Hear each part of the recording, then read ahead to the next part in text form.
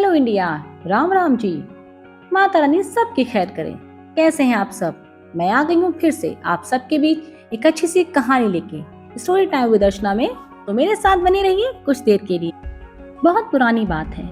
रामचंद्र जी पेशे से वकील थे और उनकी वकालत भी काफी अच्छी चलती थी। उन्हें अपने ज्ञानी होने पर कुछ ज्यादा ही घमंड था। एक बार उन्हें नदी पार करके एक दूसरे स्थान पे जाना था और वहां पर जाने के लिए नाव के अलावा कोई दूसरा रास्ता नहीं था।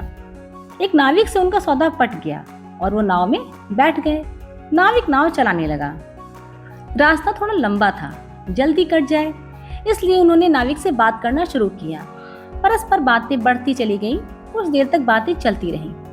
पहले उन्होंने नाविक से उसका नाम पूछा, फिर उसकी आमदनी पूछी, उसका पता पूछा, घर बार इत्यादि के विषय में पूछते रहे।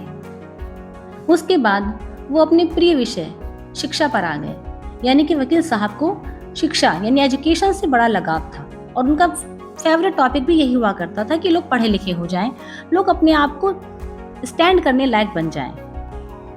उन्होंने नाविक से पूछा, क्या तुम व्याकरण जानते हो? नाविक ने उत्तर दिया, नहीं बाबूजी, मैं नहीं जानता। मुझे तो यह भी नहीं मालूम कि व्याकरण कहते किसे हैं। रामचंद्र बाबू बोले, तुम्हारे 4 आने की जिंदगी तो बेकार हो गई, तुम व्याकरण नहीं जानते। फिर उन्होंने प्रश्न किया, क्या तुम्हें कविता आती है? नाविक ने साफ तौर पर इनकार कर दिया। तो फिर वे बोले, तुम्हारी तो 8 आने की जिंदगी बेकार हो गई, तुम्हें कविताएं भी नहीं आती। रामचंद्र जी इस तरह के सवालात उस नाविक से करते रहे। कुछ देर बाद उन्होंने फिर पूछा, अच्छा ये बताओ, क्या तुम्हें गणित आती है? थोड़ी बहुत भी जानकारी है। नाविक ने फिर जवाब दिया, बाबूजी, मेरा गणित से दूर दूर तक कोई वास्ता नहीं है। इस पर रामचंद्र जी बोले, अब तो तुम्हारी 12 आने की जिंदगी व्यर्थ चली गई, तुम्हें गणित नहीं आती। दोनों की बातचीत चल ही रही थी कि अचानक क्या हुआ, कुछ बहुत खतरनाक हुआ।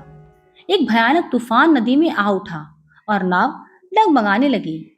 स्थिति की गंभीरता को देखकर या फिर कहें कि उसे भांपकर नाविक जल्द ही नदी में कूद गया और तैरते हुए उसने रामचंद्र जी से सिर्फ एक सवाल पूछा। वो सवाल क्या था? वो सवाल ये था कि बाबूजी, क्या आपको तैरना आता है? इस पर रामचंद्र जी घबराते हुए बोले, नहीं भाई, मुझे तो तैरना बिल्कुल नहीं आता। नाविक ने कहा, वाह गुरुजी, आपको तैरना नहीं आता? आप इतने बड़े विद्वान हैं और आपको तैरना भी नहीं आता? फिर तो आपकी पूरी जिंदगी ही बेकार हो गई। बल्कि मुझे तो कहना चाहिए कि आपकी 16 आने की जिंदगी पानी में चली गई। इतने में नाव पलट गई और रामचंद्र जी नदी में डूबने लगे। नाविक ने यह देखा कि वो नदी में डूब रहे हैं तो उसे देखा नहीं गया। उसने कोशिश करके रामचंद्र जी को फौरन पानी से निकाल लिया। स्थिति यह थी कि रामचंद्र जी नदी के ही नहीं, शर्म के पानी में भी डूबते जा रहे थे। तो ये कहानी आपको कैसी लगी, मुझे कमेंट करके जरूर बताइएगा।